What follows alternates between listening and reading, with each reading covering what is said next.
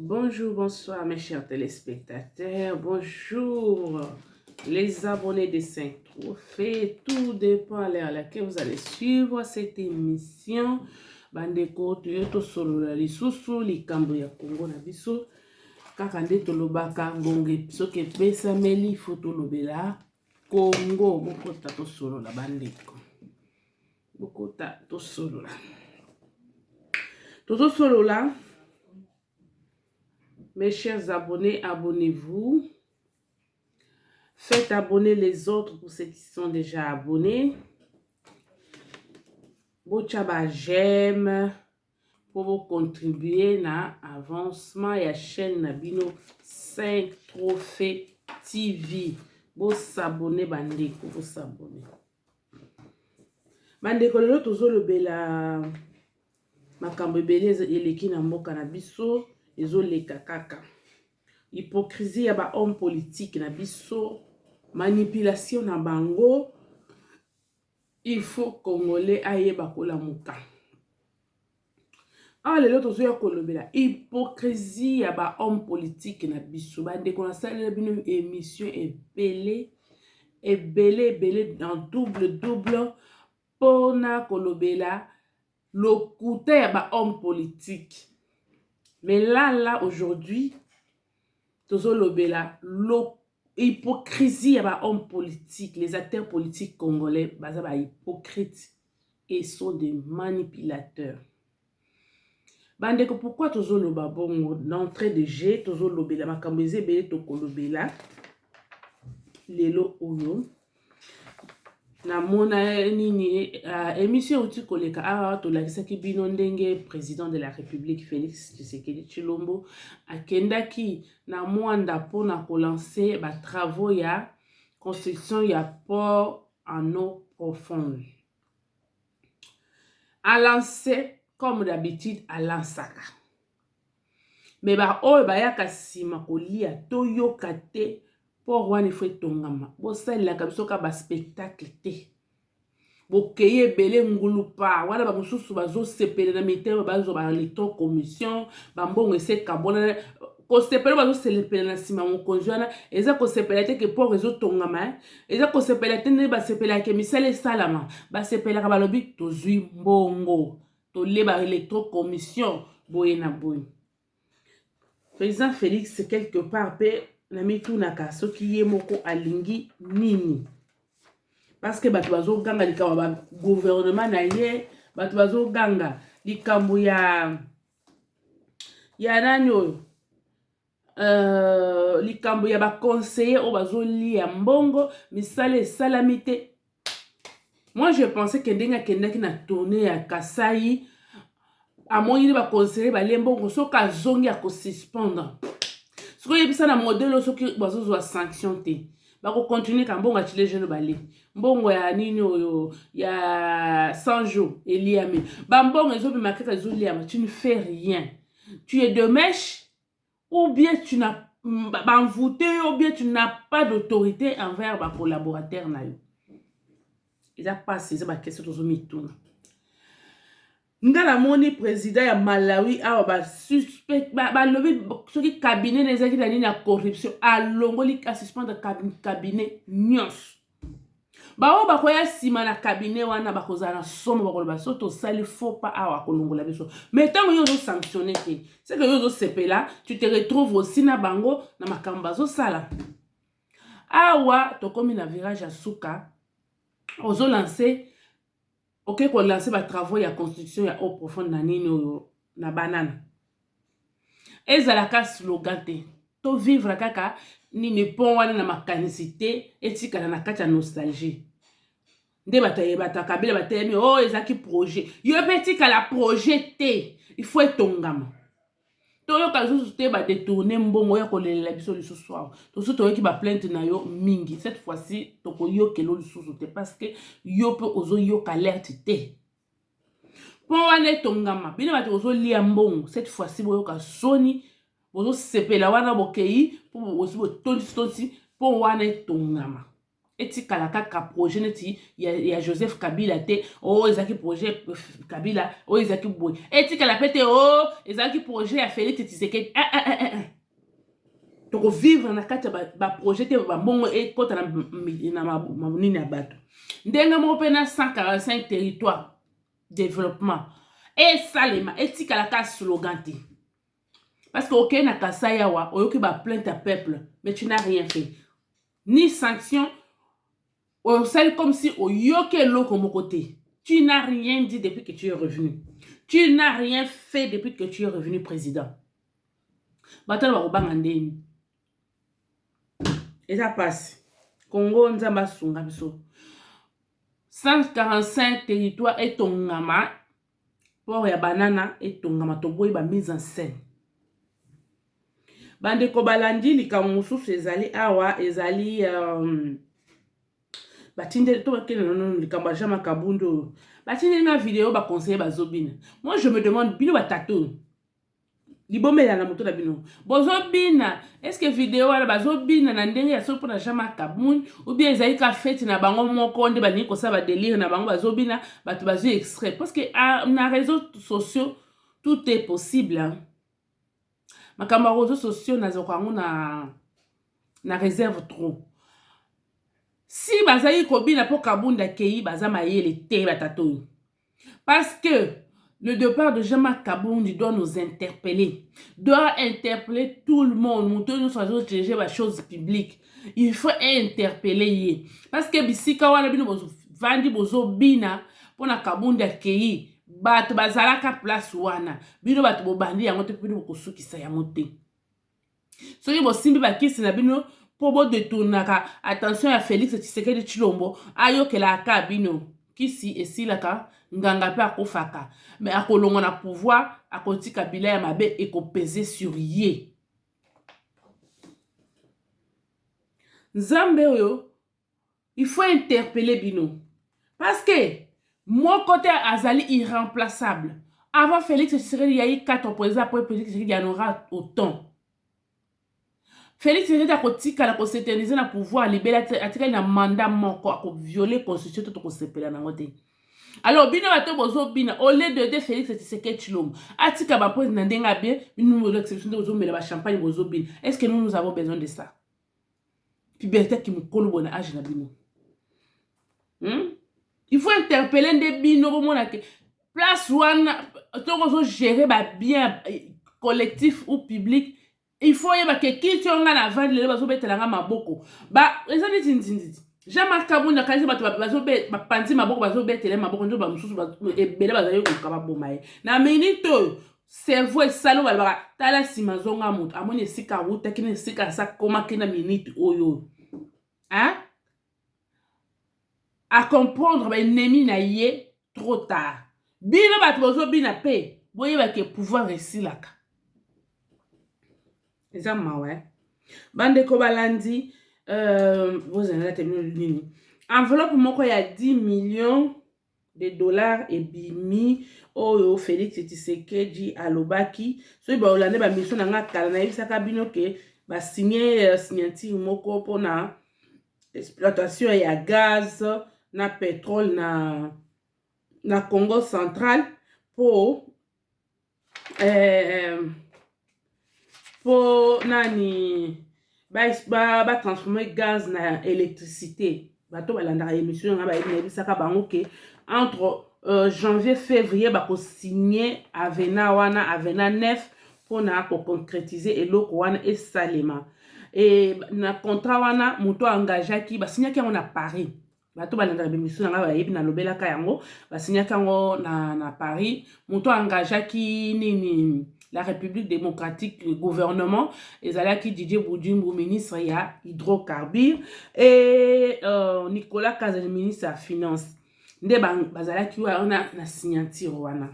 Et lelo sikoyo, signature na bazo mettre en place enveloppe moko ya 10 millions de dollars et bimi, parce que mbongo ezalaki 65 millions de bapesaki pona nani société wana Perenco ba exploiter nini pétrole yango wana na kati wana Félix Tshisekedi alobaki balongola 15% pona kotonga nini tout autour ya nini oyo tout autour ya nini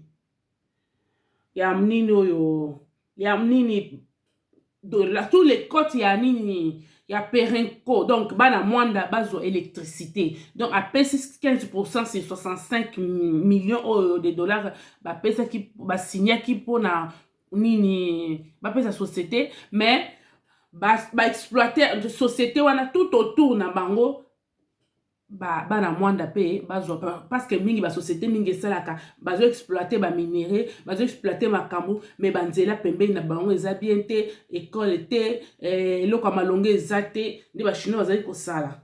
Mais ye alingi bozo exploiter société ezali wana, mais les côtes nyonso wana ezala électrifié pour bana mwanda pe bazwa courant. Donc eloko wana ba concrétiser yango bandeko balandi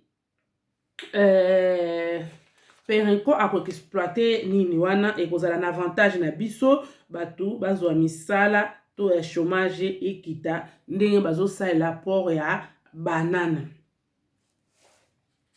Bandeko balandi eloko mususu na moni batu ya zongo basali marche pour na soutenir Félix Tshisekedi Tshilombo basepeli parce que bazwa ki courant bolanda ke émission na Alexa Kabino nde bato zongo bazo sepela 50 ans après bazwi courant ezalaka te bazwi courant yango basala ki marche na soutien à Félix Tshisekedi Tshilombo pour na ko remercier. Vous vous souviendrez qu'en 2019 Félix Tshisekedi a effectué kanini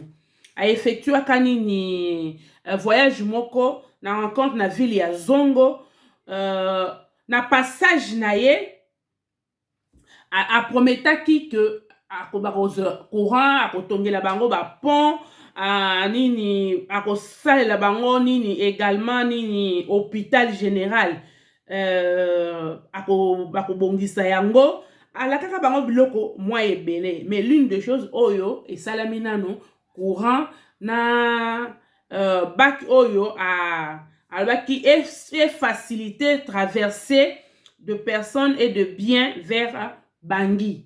Donc bazalaki nango te et bon yebi na voyage wana ezaka prévite que yakakatisa kuna, mais ye mo ezaki brisque azaki côté musu akatisi bango na Bangui alakaki bango, mais akokisi na nyonso te ya liboso atie courant nde ba peuple ya na nini na zongo basala ki marche na soutien Félix Tshisekedi Tshilombo pour na ko pese merci de courant ezongi, mais ko rappeler lisusu na promesse oyo etikali ya ba hôpital général ko bongisa yango ko sala pont sur la rivière Ubangi nde ba sala ki marche wana pona ko sepela pona que ba pese bango courant 50 ans après. Nde biloko oyo biso tozolinga metikalaka wana te ekende musika Kongo tombama tozoboya nde bato bazolia mbongo soki makambo ezosalama il faut tobeta maboko, soki ezosalama pe te il faut tolobela yango. Kongo eza ya biso nyonso bato nyonso basepela base retrouver. Eloko mususu oyo bandeko boyebisanga nanu nava topase na makambo ya hypocrisie oyo boyebisanga nanu selon constitution ou bien selon jurisprudence ou selon on ne se boyem article nyonso ya to bo expliquer nga nanu qui peut obtenir et dans quelles conditions muto akoki ko obtenir passeport diplomatique. Parce que on a moni président c'est na éviter na ya conseiller Félix Tshisekedi akende ko pesa a octroyer nani passeport diplomatique na Gims na Dadou. Gims na Dadou na ba musique na ba rien de congolais hein? Soyons sérieux. Rien. Et puis na moni bazo pesa ba passeport na bazo lobake baza ba ambassadeur ya Rumba. Non, vous voulez nous se moquer de nous quoi. Félix Tshisekedi, osa congolais ou pas? Qu'est-ce qui te prend? Est-ce que Dadou na ni babina ka Rumba? Tout ça, makambo ya oh ba français pour basengi ba munde bato pour basenga ki nationalité ba pesi bango te yango wana bazongeli tout ça makambo ya nationalité totiana pembeni parce que bamusicien na biso nyonso wana baza na nationalité ezala confiance na nationalité française na nationalité française bango nyonso baza na nationalité baza na bana ba français tout ça on met de côté mais na ba acte oyo ezolakisa que les gens qui aiment le Congo qui aiment son pays po bamosusu bazwi ba nationalité wana par défaut pour se protéger et que protéger ba bien na bango pour protéger leurs enfants. Mais est-ce que Dadju na Gims baza vraiment na bolingo Congo? Nous soyons sérieux. Nga na vangi na commune oyo nani Gims wana mwasi na ye ava comme musicien na département owana. Je connais bien l'entourage de Gims wana. Quand il parle, hein, il est foncé. Il le dit. Voyage dans l'esprit d'être français. Il est congolais du sang, mais il n'est pas congolais dans l'esprit. C'est différent de musicien na biso oyo mususu bazali bazwa nationalité pour na circonstance. Mais bolingo ya Congo ezali balakisaka yango. Ozwa Gims na Dadju na musique na bango basalaka rap, basalaka rumba te. Félix Tshisekedi bamvutaka yo to ezala nini yango tata oyo. Wabike loko oyo sali oyo ya. O seme ene moko ba musique ba garder ene moko na kati na bango pona yo artiste. Ba garder ene moko kati na yo ate ba koloba te ba kobanga po oza président de la République mais plus tard tant que vous en avez consulté c'est là où tu vas sentir erreur o salami lelo na bato ba conseiller yo. Gims nande konaye bazali na eloko moko te ya kirumba na kati ya musique na bango. Basalaka rap. Comment yo kokende kozwa passeport diplomatique au pesa Gims? Si c'était même son père, on pouvait comprendre. Ozwa Gims na Dadju, o telmis na fer. Ata binomoko. Ozwa Gims na Dadju, tout en a batata mikolo te. Tout en a ka génération na bango. Ozwa Gims o telmis na héritier. Na rumba. Ozwa Gims na Dadju, o telmis bango. Na ata inosol. Ata toujours bazolo ba kiaza congolais mais quand même à porter drapeau à Congo. Hein? C'est quoi ça comme histoire? Yango rumba ngo bo comprendre ka rumba to Félix. Yo yebi rumba ti. Obota na époque a rumba. Oza mwana kati ya rumba. Obina kati. Rumba ngo Gims na ndekone ba bina. Eza rumba nini yango? Rumba ngo côté nini? Nebite soki eza rumba ya kabeya kamwanga kuna soki rumba nini Gims na Dadju bazo bina pozwa passeport o seme haine o seme frustration na kati ya artiste na biso tu pouvais donner na bato loko ba héritier ata Marie Paul akima Kishasa po ayembelaka papa na onzem papa Etienne ozwa telemisa na ba Dadju entre Dadju na ba Marie Paul okima Marie Paul akima ya mbala kati sa braza. Hein? Au passé na bangote, franchement, bato baza pembe na Félix Tshisekedi. Bosa ka kata ba fixi, bo peti Tshisekedi ka libanda. Président de la République au beti libanda. Tu peux corriger ça. Benga ba musicien na biso pesa bango pe passeport. Le passeport diplomatique est accompagné na mbongo non? Bango ba vandi na France ba yo ki bi aye depuis 2 ans. Atoki te loko mon côté, allez a vu passeport diplomatique. C'est du n'importe quoi ça. Hein? Nena ba peso conseil yo. Bandeko. Oza koloka. Na ebite Félix Tshisekedi. Ba mvuta ko kaka. Okoloba soki ba mvuta ki yo. Cherche le moyen ya ko corriger yango pour OCP ça peut ba médecin na biso. Ata nanyo alempela o abetelo nzembo awa ya campagne. Oyoki nzembo wana rumba na beti. Dadju ko betango. Dadju na Gims ba ko beta rumba wana. Hein? Alempela ba télévisé alempela. Alempela abetelo ka nzembo ya campagne yawo. Oziongo oche Gims, oche alempela, oche héritier, oche bango na nino na spectacle. Dadju abeti rumba pe bato babini. Ah boniko yango rumba ngwe baby nini kaka sentiment ya bana poto batoki na bango te bamusicien oyo bayembela Etienne Tshisekedi bazwa risque nazoboya kotanga bamikolo me nazokende ka na génération ya Dadju wana na Gims. Gims aye na pote na deza qu'est-ce qu'il a fait atoki nerete ayebi ne pas cité Dadju abotami na France awa so Gims baboyi kopesa ye Dadju akoki kozala nango nde batazo te Dadju aza français te bon aza français te azwi yango ndeni et puis boti ambassadeur ya rumba n'importe quoi c'est que rumba yango ebebi hein wale kosala berera boy sikoyo pe olingi osala ndenge Kabila asalaki abengisi oyembaka papa ute papa ute abengisi ye apesi bambongo apesi ye nyonso abengisi baivoirien atiki baartiste na biso asali nyonso nde mwasi na ye korécupérer akomi na baartiste comédien. Toi aussi tu es sur les traces de Kabila baministère na biso basilika nde babengisaka paputi soki papunini oyo Stromae pokala ayembaka kuto balobi te aza ndeko na bango ya Rwanda nde erreur yo sali pe lisusu n'importe quoi bazwa rumba babengi rumba batelemisi Dadju na Gims bazwi héritier bazwi Fere bazwi Fali babeta rumba Dadju na Gims baganye bandeko na biso wana. Ah non, soyons sérieux. Malgré bayembaka babiloko mosusu esepelesaka biso te, mais soyons sérieux. N'importe quoi. Corriger yango papa, pesa pe ba musicien na biso. Bango bazo sala pour le français, bazo sala pour na Congo te. Et rien, Gims banda koli, ti asali musique ne ti aye ko passeport diplomatique, asali ni na Congo. Zéro. Car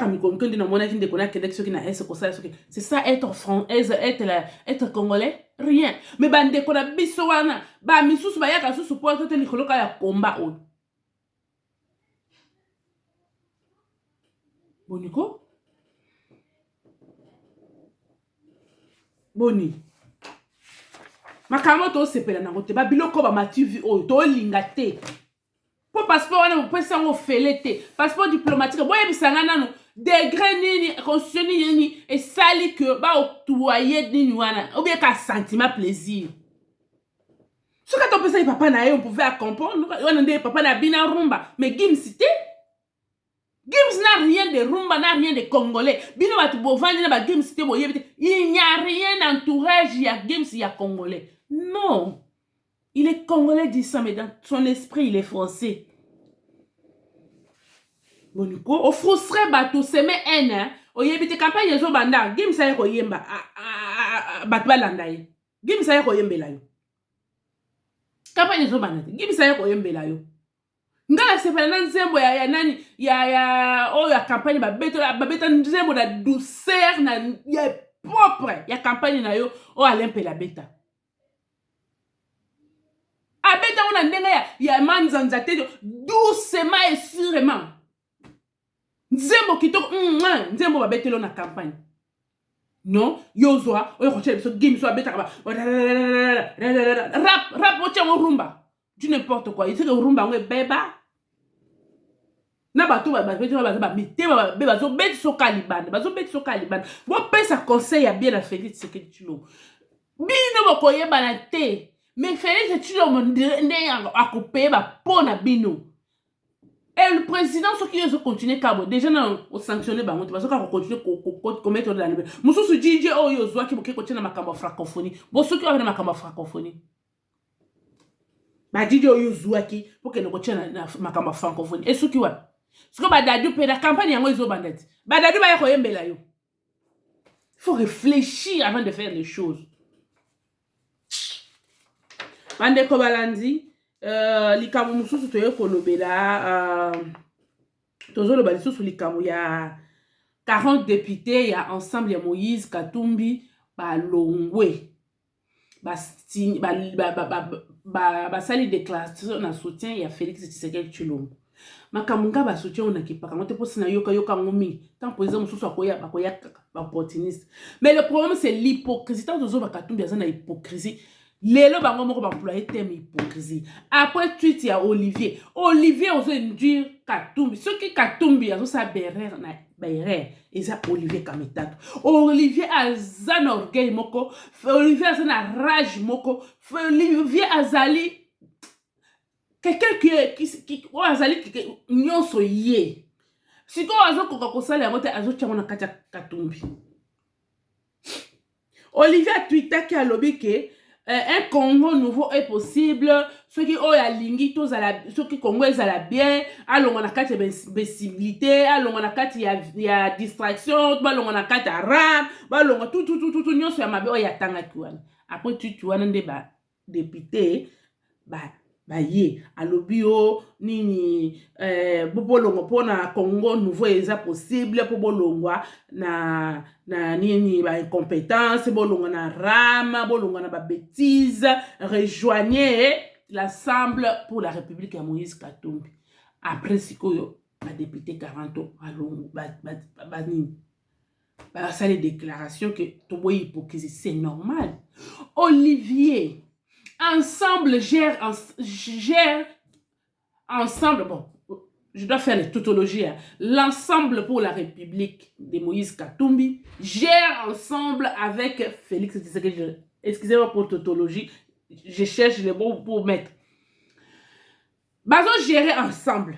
Bazo na kati ya union sacrée. Moyindo Zangi, ministre à transport, ministre des affaires étrangères. Nani de sous, na bossa ni sous. Bazali na ministre na bango bazo gérer na Félix Tshisekedi Tshilombo. Le ministre sont incapables de concrétiser l'idée de Félix Tshisekedi Tshilombo. Mais Katumbi azo boya ko partager bilan, il y a Félix Tshisekedi Tshilombo azo ba italié. Est-ce que c'est normal? Ozo vivre na mutu, mais natanga malheur au sundoli mutu, au sundola mutuana. C'est normal, c'est de l'hypocrisie. Donc oza opposition à quatre institutions. Bon, ministre no bazo sala bien te pour na yo, si le baké. Si c'est comme ça, bima kaka la kata na union sacrée. Donc c'est de l'hypocrisie. Ministre na ye ba lobby. Kamita to tika hypocrisie. Tika haine. Félix Tshisekedi mutakanga yo te okoma président de la République. Ezali kambo ngulu. Na mabe na ye na incompétence na ye. Mais nzamba lingaki aza la place wana. Yona mayele na yona compétence na moni eloko pe au salité tant ozaki président et assemblée nationale. Mayele no wana ti okomi tata mobimba tsuki ya pembe bimiyo okomi ozaka boya komemela muninga musu malette. Ngai kutu mobola nde na zambo na kondi komemela muninga na ngai malette te. Mais yona mayele no nyonso wana compétence nyonso oza nango ozomemelaka mutu oyo azana compétence moko na yote malette okomi mwana musala na ye. Au moins une compétence non est donc ils ont les kabangolo ils ont les compétences ils ont les kababa classe ils ont ngolo nzamba ke na kompona ka eloko ils ont ngati na kwa tombole yango David azaki na nini eloko te mwana na bango suma ko isa Goliath. Donc Olivier assume que au Congo comme président de la République tika biloko parce que seul Moïse Katumbi a comme président de la République a osandé étiquette c'est toi le président qui va gérer ndé eloko yozoluka. Hypocrisie au botika yango.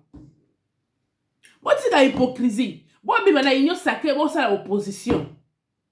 Parce que vous bozana kati ya nini bozo gérer mais libande bozo kanga o bisoté. Comment ça? O laisse sauter na lete na melai ka soupe mais ezaka soupe. So ba tchai poison. Na mutabeli soupe. Na mutale soso. Et là au mon côté hein. Donc hypocrisie oyo ndetozo boya parce que Katumbi a géré pe na Kabila na bilan ya Kabila na facile na passif na actif ya Kabila.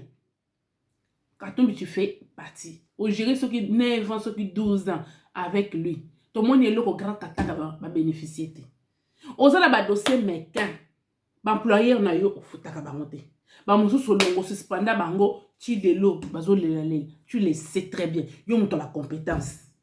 Bake na kola musolo susu makambo mususu ya nani o pousse café. Bake na kola musolo botika batu bavanda kajo mbwasake botika batu bavanda. Botika batu bavanda kajo mbwasake ya botika. Bande ko balandi eloko mususu oyo tokolobela. Eza passé hein. Martin Fayulu ake kuna na Équateur. Martin Fayulu afukami na papier. O théâtre yo nga na zoyeba te Martin Fayulu soki ezalaka ndeni. Ole yake nde koloba makambo na ye, yake ko prêcher Félix Tshisekedi comme d'habitude. Martin ozalaka ministre ya hydrocarbure osala Martin Fayulu tato alingaka balobela ye batato alingaka balobela ye Martin Fayulu ozalaka na hydrocarbure osala nini yo moko nano gera kini bouffe ebouffa yo Martin Fayulu yo ozaka député des années dans le gouvernement ya Kabila qu'as-tu fait comme député yo moko nano kolo kodo tourner ba parti politique so bosali parti politique na baninga yo boite coup d'état siko na zo ebate ozali na dynamique oza na SID oza na Lamuka oza wapi tatoyo na Olivier yo soko za makasi kende ko botola Lamuka epa ya nani Martin bokende doata bengani bino na Lamuka ti siko Martin yo bengani baninga na Lamuka siko oza wapi po nani Vital Kamerhe atikela yo nini dynamique batikela yo tikala kaka ozaka homme ya ba œuvre non achevé otia kaka muliboso siko na tunia oza na SID oza na Lamuka oza na dynamique de l'opposition oza wapi tatoyo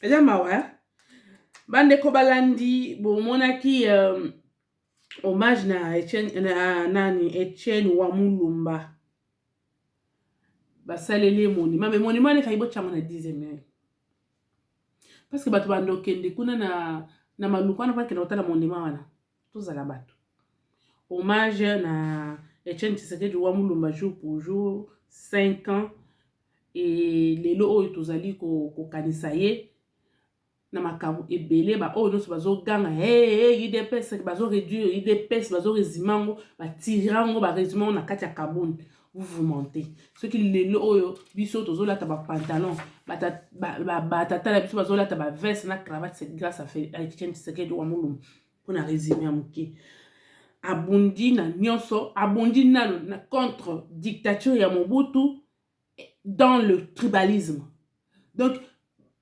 azo pouvoir ti pour kakazaka muluba akobunda bundi ti bakomika pembeni azo pouvoir moto mususu abimi abundi pona nini une question muluba kotika la kozo pouvoir ti donc abundi contre deux vents ya tribalisme na ya nini pona bato bazoloba ke oh non Kabundi akufeli mutu boyela boy vous résumez l'IDPS na Kabundi n'est pas le seul Kabundi n'est pas le seul oyo akufeli batu. Le 31 janvier 1993, bon, 93, 29 ans, que le président de la jeunesse IDPS, à la personne de Berto Kibasa, hein? Le 31 janvier 93, Berto Kibasa Zalaka, président de la jeunesse IDPS. Papa na ye Zalaka, Frédéric Kibasa. Bana Kibasa bozoma. Ba perdant de kona bango azaki président de jeunesse. Ba boma ba boka roquette azaki na next na sima. Ba kota ba boka roquette ba kanzaki papa na azaki kuna na kati. Ba boma yi. Pour vous dire que il n'y a pas que Kabundi qui a perdu.